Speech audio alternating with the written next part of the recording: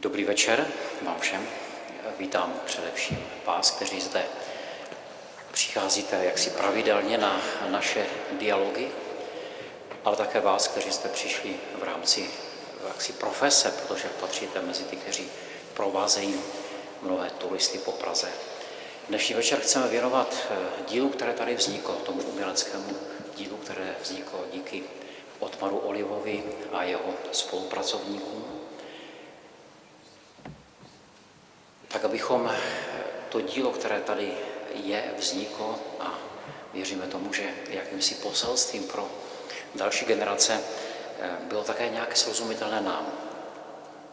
Žijeme v době, která je poměrně jaksi instantní a rychlá, takže člověk může hledat, co nakoupit a potom zase to zahodit a koupit se něco nového.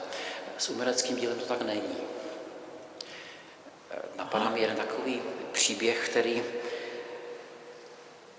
vypráví o tom, jak se za jedním mistrem vydal jeho učedník a říká: mistře, co to je umělecké dílo? Ten mistr se zamyslel a říká: umělecké dílo je to, které tvoříme svou vlastní duší, které jsme počali svým srdcem, které jsme vytvořili pohyby těla od kůže až po vnitřnosti, které jsme prožili a nosili až do doby, než se skrze naše prsty prodalo na svět, jako plod naší práce. A ten žák se ptá, a jak dlouho trvá, než se takové mistrovské dílo vytvoří? A mistr říká, připravují ho celé generace. A potom přichází jeden člověk a tento dílo vytvoří. Tak ten dnešní večer, kdy budeme, nebo spíš budou Ottmar Oliva a jeho spolupracovník Robert Svatoň hovořit o tomto díle, o tom uměleckém díle, které tady vzniklo. Snad i pro nás to bude jakýmsi způsobem zážitek, jak vzniká nejenom umělecké dílo, ale že nějak potažmo každý z nás je někým, kdo něco takového ve svém životě vytváří, protože život je uměleckým dílem. Tak kéž tento večer nám k tomu trochu přispěje. Takže já vítám tady Ottmara Olivu, člověka, který má za sebou mnoho realizací. Jedno z nejvýznamnějších je právě kaple Redemptoris Mater ve Vatikáně nebo v Mariboru ve Slovinsku a jsou na mnoha dalších místech, kde jsou instalovaná jeho díla. Člověk, který si prožil taky kriminál a má za sebou také bohatou zkušenost. Ono to asi k tomu umělci patří. Ten člověk to rodí někde zevnitř a k tomu patří nějaká bolest a trápení a takovéto věci. Takže to je Ottmar Oliva a Robert Svatoň, který nám k tomu jeho dílu bude dávat takový duchovní výklad, abychom ho nechápali jenom jako věc, která tady stojí a jak si samozřejmě patří do tohoto chrámu, ale také, že nás to může posunout kousek dál. Takže vás tady vítám a předávám vám slovo.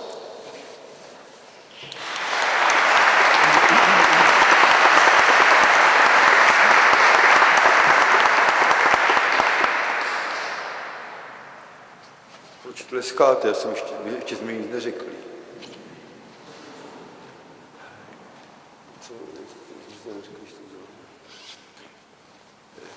Víte co? Teďka jsem tady trochu... Já jsem to všechno zapomněl, jo? Na čem jsme se domluvili, Robertem, ale to nevadí, já si vzpomenu. Připadá mně, že když vidím ty věci hotové, víte, tak člověk už zapomene na ty 3 roky, nebo na to, jak dlouho to trvalo, to slovo nemám rád, ale řeknu na tu námahu, nebo na ty těžké okolnosti na to. A vidí radost, jestli je možné vidět radost. Jo. A věří člověk, asi ten autor by měl věřit, že ty věci prochází cenzurou času. A tou cenzurou času prochází vždycky liturgický prostor, protože estetický ideál se mění a tak dále a mění se i liturgie, což je důkaz naší schopnosti žít a vnímat, jak si věci strukturované. Takže pokud by nová liturgie, tak jak ji chápeme teď, protože my nemůžeme udělat nic jiného, než v čem žijeme, jak myslíme, jako to je odraz doby, že? A způsobu myšlení. Pokud nevstoupíme novou liturgii do slohového prostoru, tak ta věc se stává muzeem, čili je bezcenná.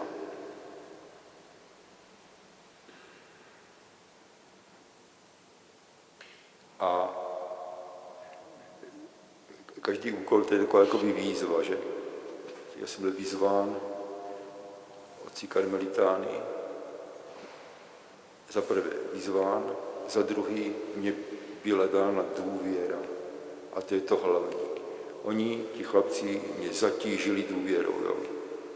To může vypadat, že to je jaksi vítězství jako ducha hmotou, jo? Ale zároveň to tak zavazující, že člověk musí asi, musí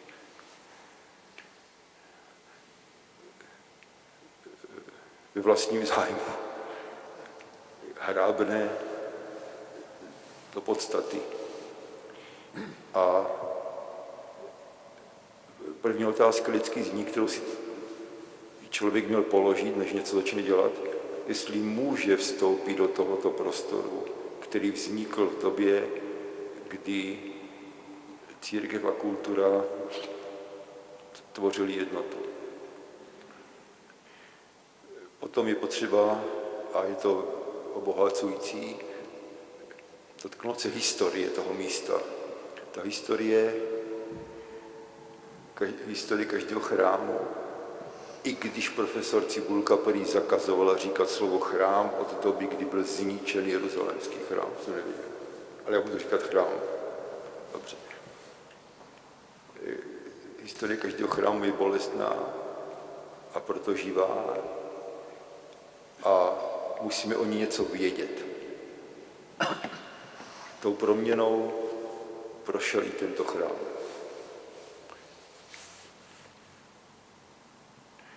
K tomu se třeba váže potom použití materiály, ale o tom až potom.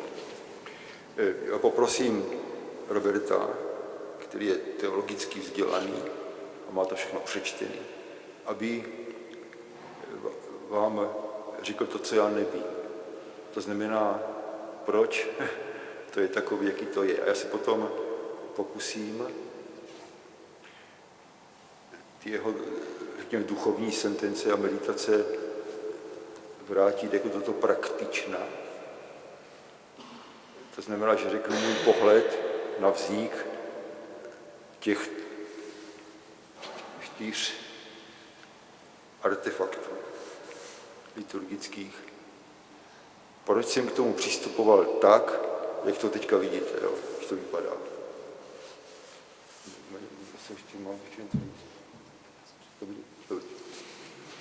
Teď vstoupím a... Takže jak Otmar sám teď řekl, v té ose chrámu se nacházejí 4, chceme-li, artefakty, ale spíš místa, která on tady zpracoval, kterým vdechl život. A v tom následujícím čase bychom si rádi teď ta díla jako prohlédli a pokusili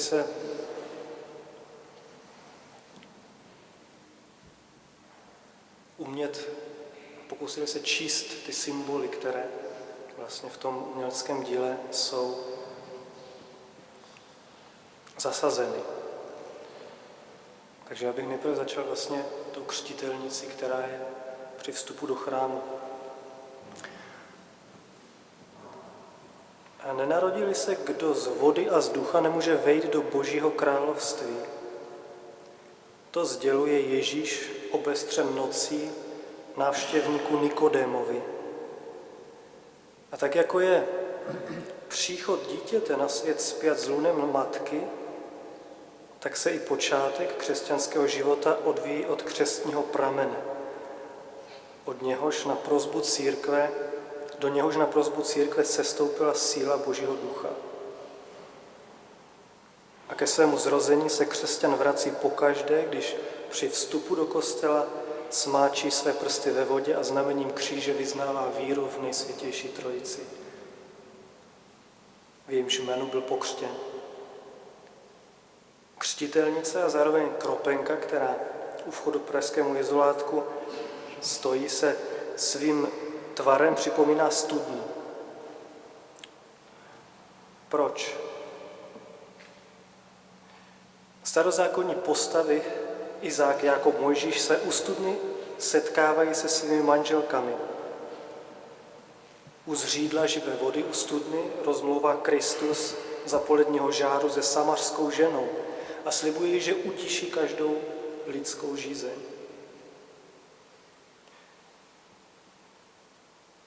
Ba dokonce, že voda, kterou dá, se v člověku stane pramenem vyvěrajícím k věčnému životu.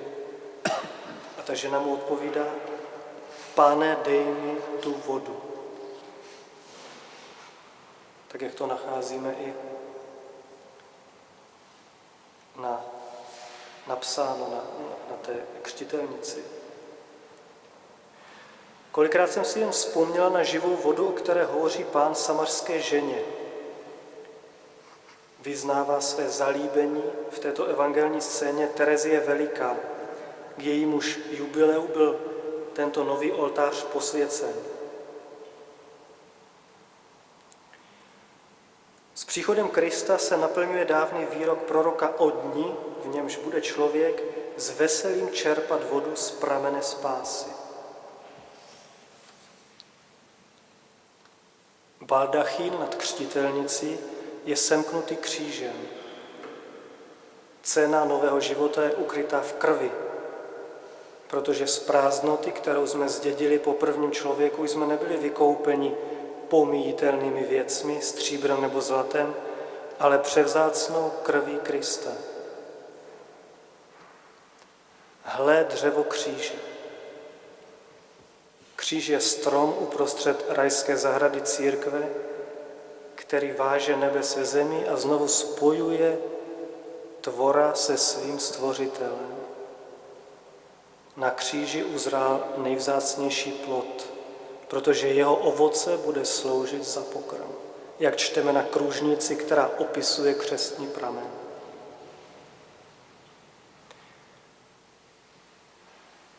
Jablko, které na křtitelnici vidíme, bylo lákavé na pohled v zahradě Eden a nemohla mu odolat Eva. Zatímco však to první jablko přineslo trpkost prokletí a smrti, stává se to druhé sladkým nebeklíčem a předchutí nepomíjející slávy. A proto solo Dios basta.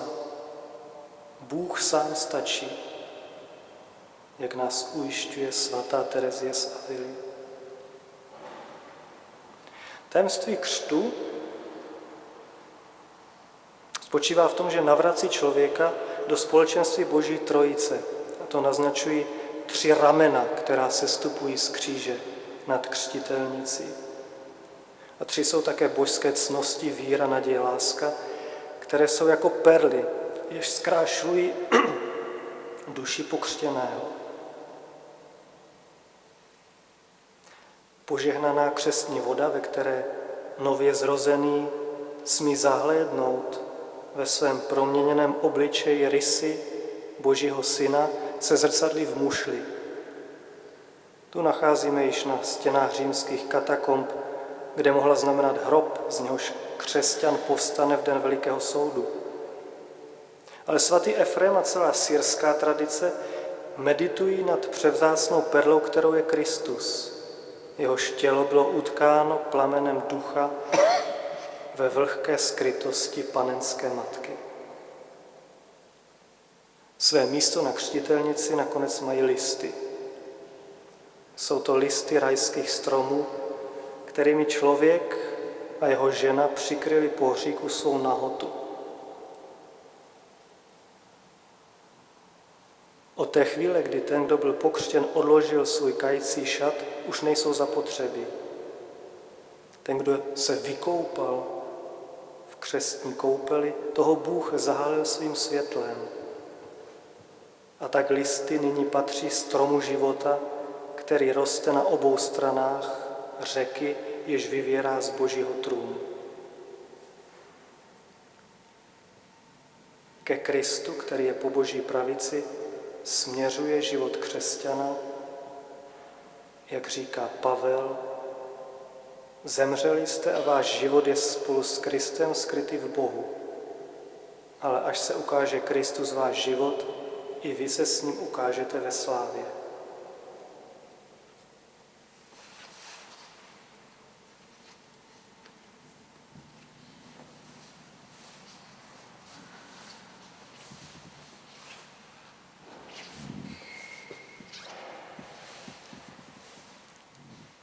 Když jsme instalovali ten baldachín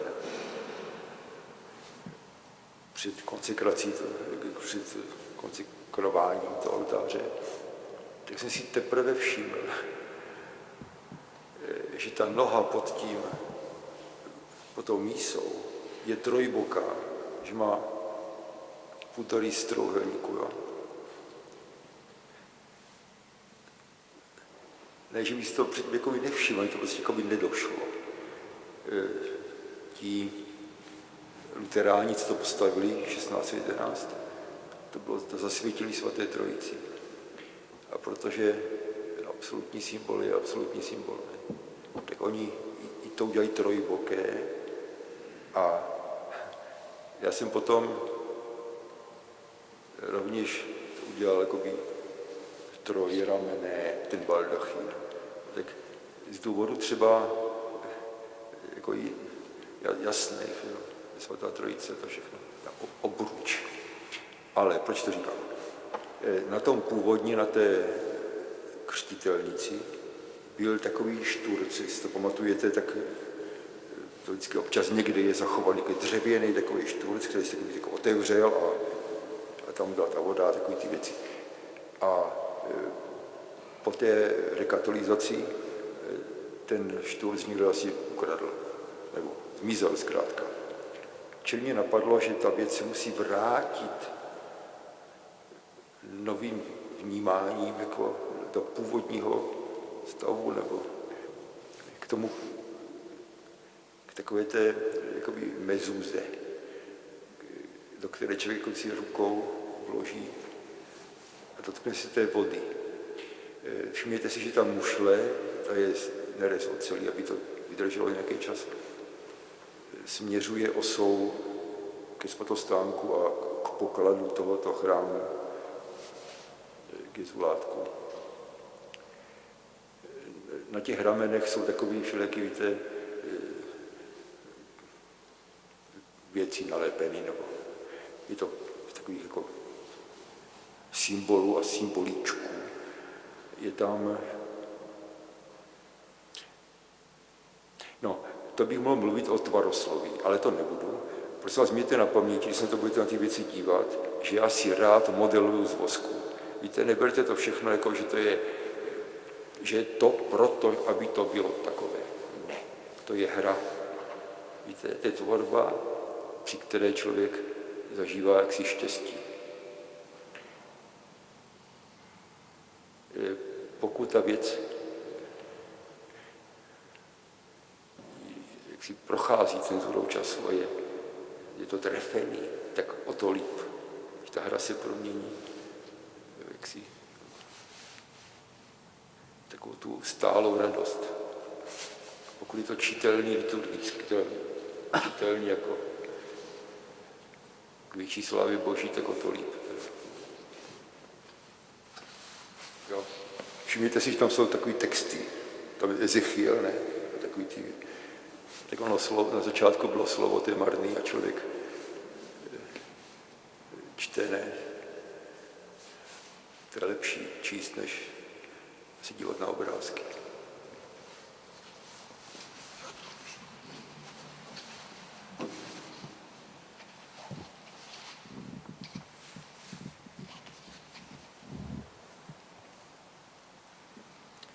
Bychom přistoupili k ambonu.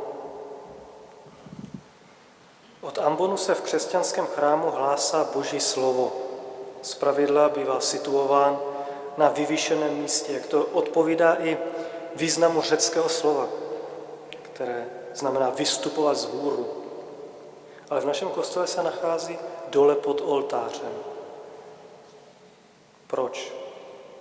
Toto umístění nanejvýš vhodně vyjadřuje příznačnou vlastnost Božího slova v dějinách spásy, a sice jeho sestup mezi nás. Již na úsvitu dějin se Bůh obrací ke svému stvoření, aby svým tvůrčím slovem povolal k bytí nejprve celý vesmír, pak svět a nakonec člověka jako svůj obraz. Stačilo, aby vyslovil svůj záměr a stalo se tak. Opakovaně, mnohokrát a mnoha způsoby pak promlouval Bůh k našim předkům ústy proroků, aby jim žehnal a učil je očekávat spásu, jak o tom čteme ve Starém zákoně. V posledním čase pak promluvil své definitivní slovo spásy k lidem ve svém jednorozeném synu.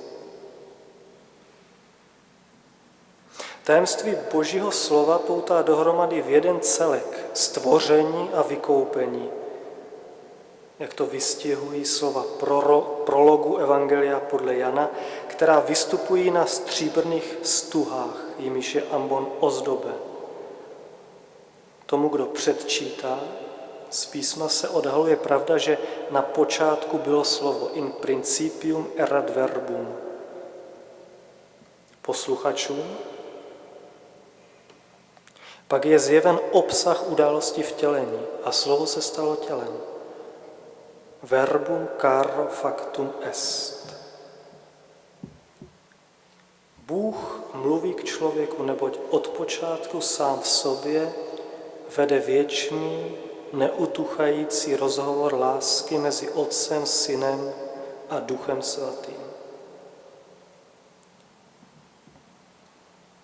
Otec od věčnosti pronáší své slovo, kterým je Syn, aby spolu s ním vydechl Ducha, který je poutem nikdy nehasnoucího plamene Boží lásky.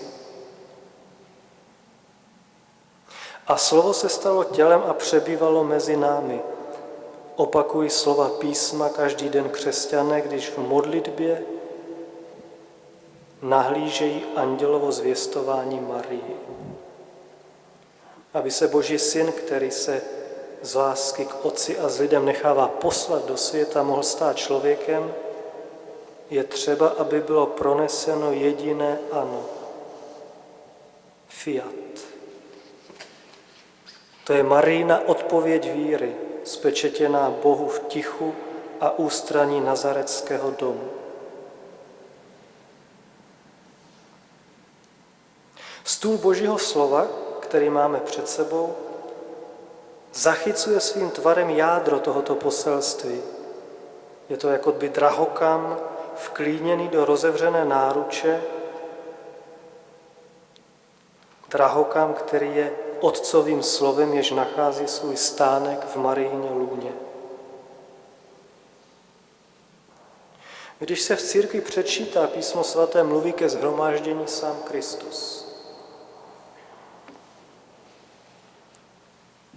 Jsou to slova milosti, která Kristus pronáší své snoubence církvi, a zároveň slova, která jsou ostřejší než jakýkoliv dvousečný meč.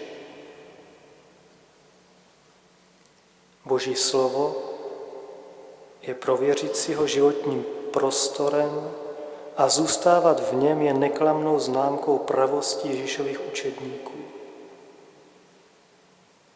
Když posloucháme v Božím shromáždění Božího lidu slovo písma s vírou,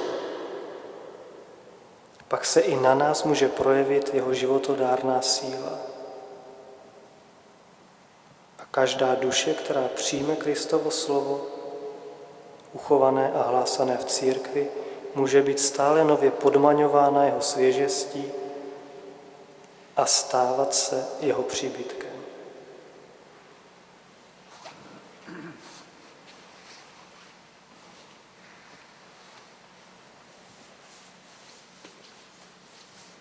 Možná jste někdy viděli takový ty starý kmeny, třeba akáty nebo v Gecsemanské zahradě takový ty skroucený, historicky takový ty olivy. Víte, to, co člověka zaujme, je ta zkušenost v tom kmeni. A ten růst a to neustále opakování se zakořenění života, květu. A to, co jak si nemá nárok na život, tak se prostě odřízne. A to, co má nárok na život, je třeba pravda evangelia nebo rizí transcendentál, jak říká Holland, tak to zůstane. Můžete v tom ambonu vidět, můžete v tom vidět, jestli chcete, třeba 4 evangelisty, 4 kmeny. A mezi něma je vklíněný klenák, anebo kámen úhelný, jak chcete. To, že ten kámen je takový, k tomu se ještě dostaneme, ale přesto to řeknu, že to zapomenu, to je kámen z paměti. Podle mě to je vrstvená bolest. Ten kámen je ze země, kde o něco jde, totiž o život a o víru, čili je to podstatné. Je to z Pakistánu, je to z krvavé země. A když jsme to tady osazovali a říkali jsme si, kámen se může, buď tak, nebo tak. Jsme to definitivně takhle, protože otec Petr říkal, hele, toto vypadá jako rána. Je to možné? Vypadá jako rána.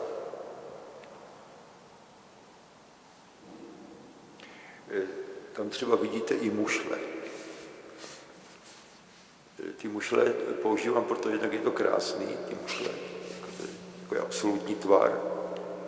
Může to někomu připomínat svatého Augustína, to znamená to děcko, i v té krpence, jo.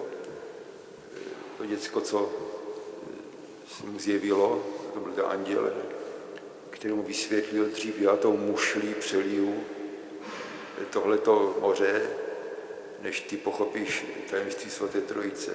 To se ještě váží k tomu, k těm mušlím. A vy jste se třeba zeptali, proč tam jsou mušle, proto. Proč to je stříbrné a to je jenom bronzové?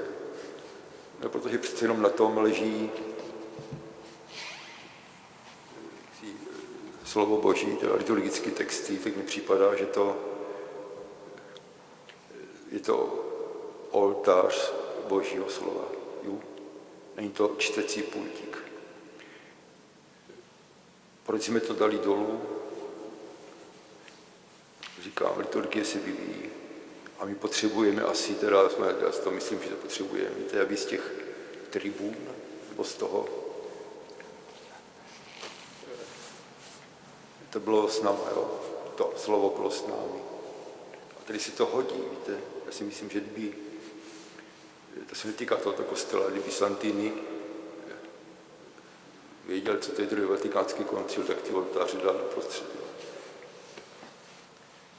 Víte, to, že to tady jaksi šlo, to je takový důkaz jaksi živosti nebo života schopnosti. Liturgie. No, tam pak uvidíte pár foteček, jak jsme to odlívali, tak to jsme odlili z jednoho kusu. A mám přítele slévače, který je skutečně slévač.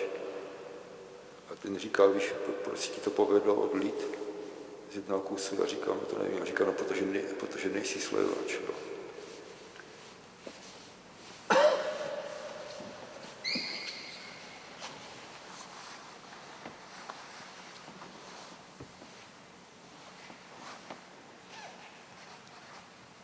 Co jiného je oltář, nežli obraz Kristova těla, ptá se svatý Ambrož. Ježíš Kristus, jediný prostředník a kněz nové smlouvy, je zároveň jedinou obětí nového zákona. A co všechny dřívější oběti jen naznačovaly, to on dokonal, když na svém těle vzal naše hříchy na oltář kříže.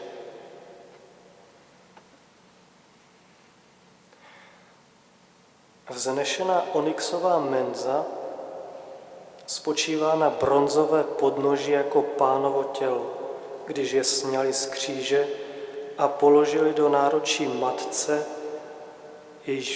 jejímž srdcem proniknul meč.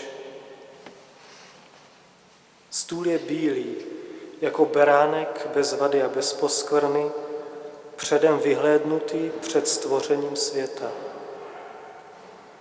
Bílý jako hostie, oběť čistá, oběť svatá, oběť neposkvrněná. Nese však stopy krvavých ran, kterými nás uzdravil ten, jenž byl proklán pro naši nevěrnost. Vrstvy kamene se kladou na sebe jako pruhy lněného plátna, do kterých zvonnými látkami zesnulého mistra zavinuli jeho přátelé, dříve než se nad Golgotou rozhostila temnota páteční noci.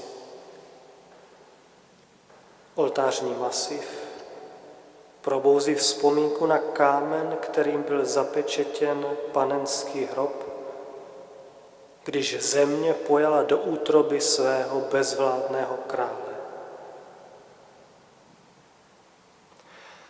Kámen, z něhož byl zhotoven obětní stůl, v sobě nese ozvěnu dávné liturgie Starého zákona. Vždyť onyx byl jeden ze 12 drahých kamenů, jenž byly vsazeny do náprsníku, který byl součástí roucha židovského velekněze. Každý z kamenů byl označen jménem jednoho z kmenů Izraele, aby tak Áron a jeho potomci na svém srdci nosili celý národ a předkládali jeho potřeby v bohoslužbě Hospodinu. Ve stejné části oděvu pak byly uloženy taky posvátné losy, skrývající v sobě boží rozhodnutí pro vyvolený lid. Podobně při mešní oběti neseme sebou v hloubi srdce svět, naše úmysly a prosby, abychom je předložili před Boží tvář. A když pak na konci bohoslužby zazní slova propuštění, jsme posláni dosvědčovat mocné skutky toho, který všechno touží probudit k životu, září svého podivuhodného světla. V obětní darech chleba a vína přinášíme z plody země svou vlastní námahu a přitom nabízíme Bohu sami sebe, abychom v Eucharistii mohli mít účast na jeho těle a krvi. Eucharistie je svátost vyjadřující tajemný vztah Krista a církve, který je vztahem lásky ženicha a nevěsty. Členitý podstavec od oltáře může svým tvarem připomínat útes. Bůh sám je skála. Rozsedliny skal slouží jako úkryt, v němž se podle Šalamounovy velepísně skrývá snoubenka, jejíž tvář touží zahlédnout milý. V hlubokých průrvách se tají důvěrnost, poklady otevřeného Kristova boku, z něhož Bůh novému Adamovi vyvádí neposkvrněnou Evu. Církev z Eucharistie, tělo z Kristova těla.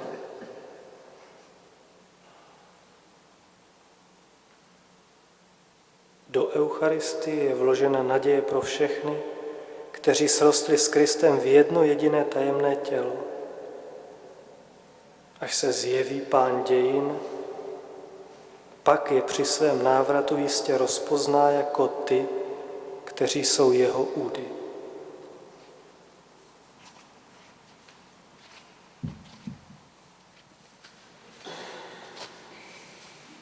Tu souvislost s tím onyxem a tím Aronem, to slyším poprvé teda. A je to dobrý.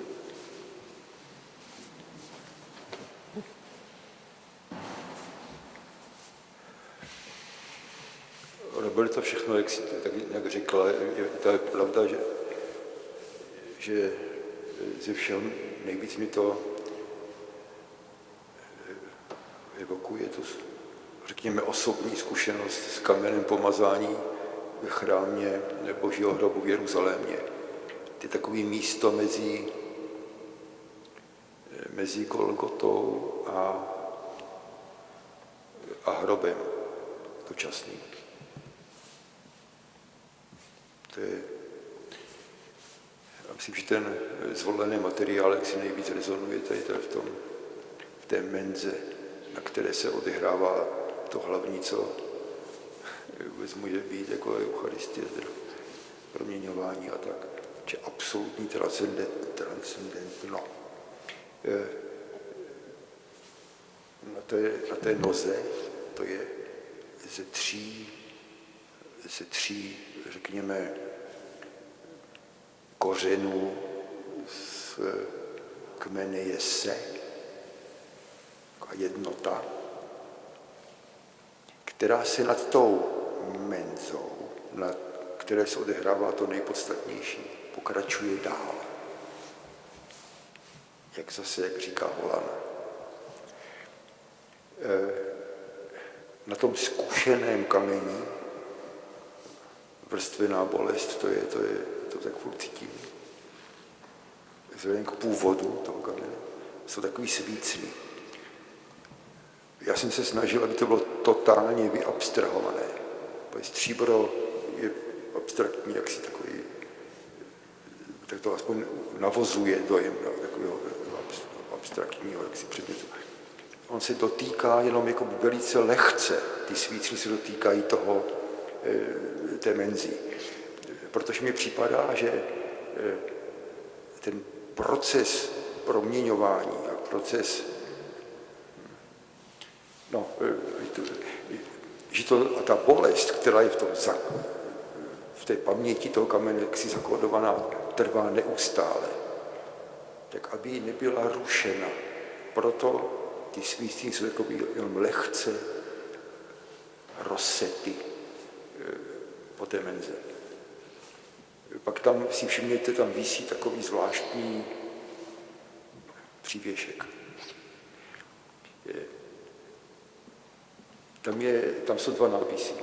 Na jednom je heslo nějaký, já jsem zapomněl jaký, ale hlavně tam je něco, co vyjadřuje vděčnost.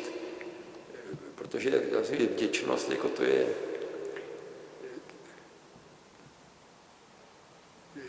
z nedostatku vděčnosti, to je to, z čeho si člověk asi, teda já aspoň pravidelně zpovídám. Tak já jsem vděčný tomu člověku, co je donátorem této věci. A to jeho jméno jsme tam prostě napsali v tom stříbře, ne? Tak to je takový jakoby naše soukromí poděkování, nenápadný, ale viditelný a zapsali do toho kovu. Čili tu vděčnost jsme tam jako vlili.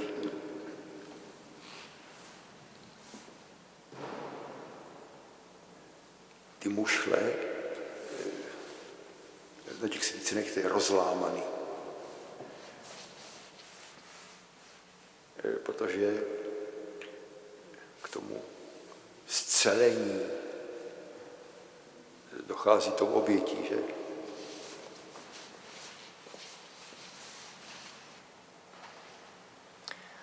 Celá kompozice směřuje ke kříži, ze kterého Kristus přitahuje všechny k sobě. Lesk stříbra zrcadlí slávu Pánova vzkříšení a jas jeho na nebe vstoupení. Vždyť on svou smrtí naši smrt přemohl a svým vzkříšením obnovil život, jak vyznává ve své modlitbě církev. A tak se zde zářivý kříž vypíná vzhůru jako symbol Kristova velikonočního tajemství, které církev slaví v liturgii, aby skrze ní zpřítomnila světu plody vykupitelské oběti, dokud Pán nepřijde. U paty kříže jsou složeny 3 hřeby, kterými předtím tlupa katů zdrtila ruce a nohy Hospodinovu pomazanému, zatímco on volal v úzkosti k svému Bohu, aby ho vyprostil ze lví tlamy. Svinuté stuhy zde leží jako tkanivo Mesiášových šatů, o které bezbožní vojáci metali los. Nápis a trojice hvězd na jejich polích jsou vyznáním karmelitánského řádu, do jehož péče je po staletí svěřen tento chrám a které jsou součástí řádového znaku. Zelo zelatus sum pro domino deo exercitum. Velice jsem horlil pro Hospodina Boha zástupu. Tato ohnivá slova patří proroku Eliášovi, tak říkajíc duchovnímu otci zdejších řeholníků, který pro ně stělesňuje člověka nerozděleného srdce, stojícího před Hospodinem a planoucího pro boží věci.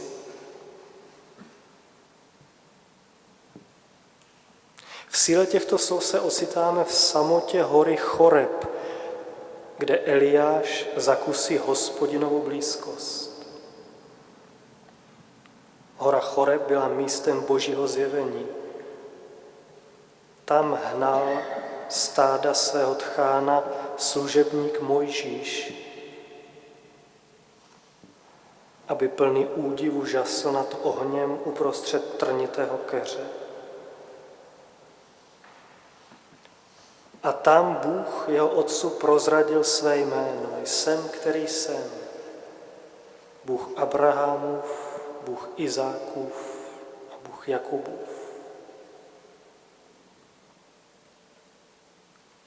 Mojžíš a Eliáš ve slávě a uprostřed nich Ježíš.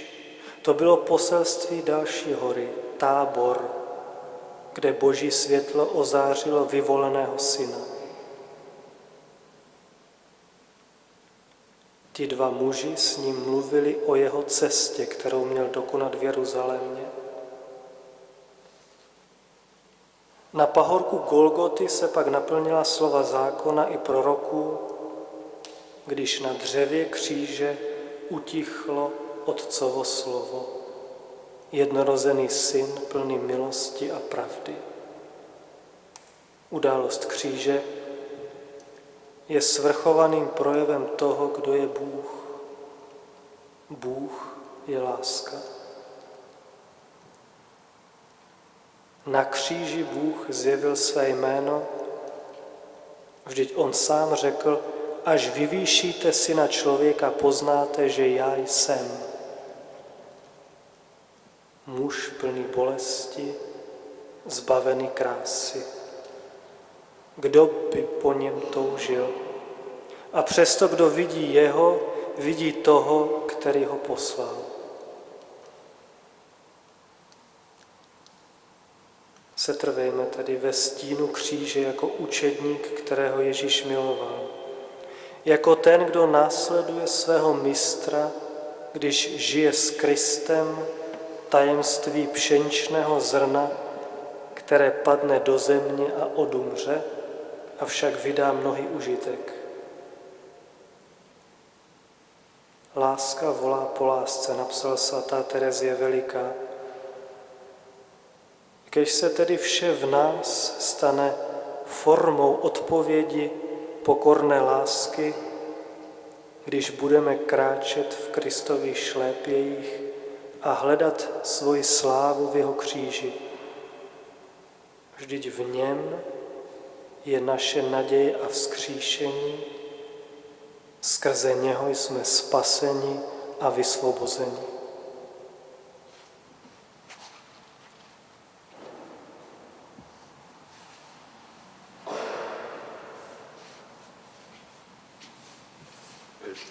Ten kostel má složitý vývoj stavební. A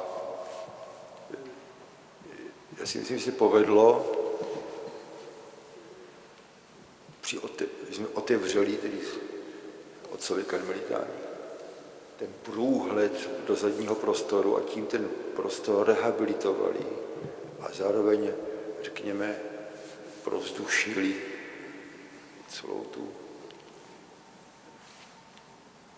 celý ten prostor zkrátka.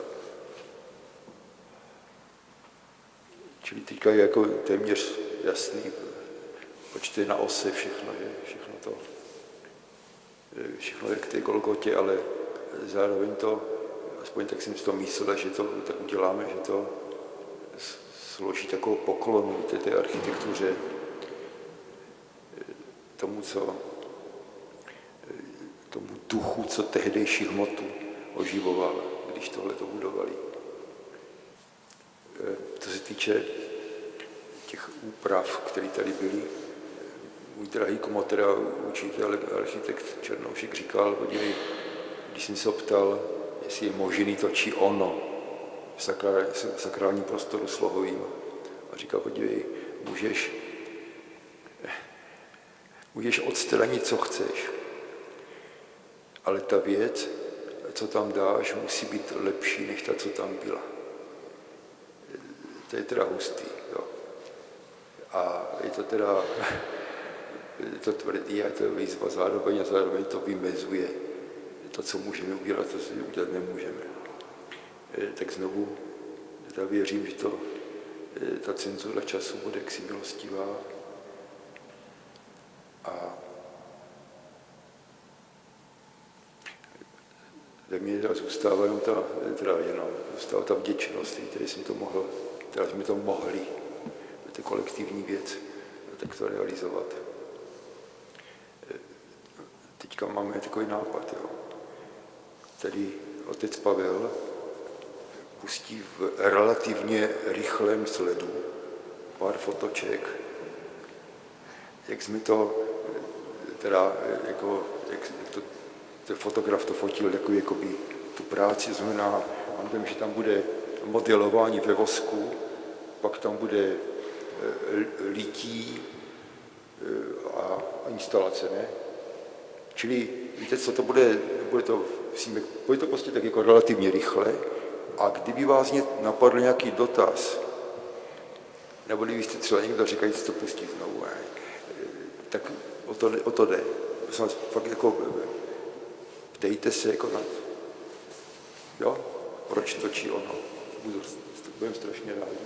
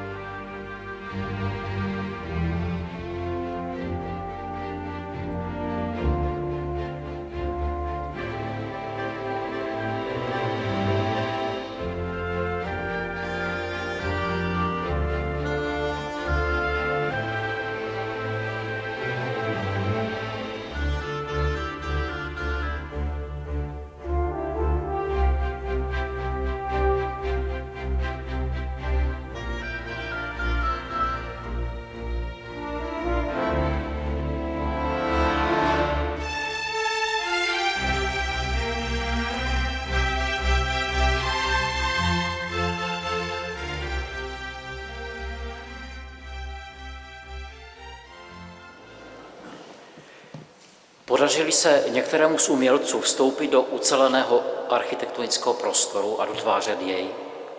Vyžaduje to nejen odvahu, ale i hluboké porozumění. Ottmaru Olivovi se to v kostele pražského jezulátka podařilo. Symbioza baroka a současného umění, rezonance ducha a hmoty, vytváří v tomto předním pražském chrámu mimořádně zdařilou symfonii tvarů, která zcela přirozenou formou podtrhuje duchovní náboj tohoto místa. Centrální osa, tak typický prvek barokní architektury, je zvýrazněna hned u hlavního vchodu nádherně dotvořenou kropenkou, pokračuje k ambónu, stolu slova, zvedá se k oltáři, stolu eucharistickému, odkud pokračuje k centrálnímu kříži, jenž svou lehkostí a jednoduchostí linií vede dialog s monumentálním prostorem oltářního retabula a chórovou částí presbytáře. Pražské jezulátko je asi nejvýznamnějším vyslancem našeho hlavního města. Jeho kostel patří mezi nejvýznamnější poutní místa světa. Je dobře, že se nestal jen úctyhodným památníkem minulosti, ale že žije a spirituální pramen otvírá i lidem dneška. Jako ministr kultury České republiky chci touto cestou poděkovat všem, kteří se tímto konkrétním způsobem o rozvoj duchovní kultury v Praze zasloužili. Tolik pan ministr. Děkuji Ottmaru Olivovi a Robertu Svatoňovi za dnešní večer.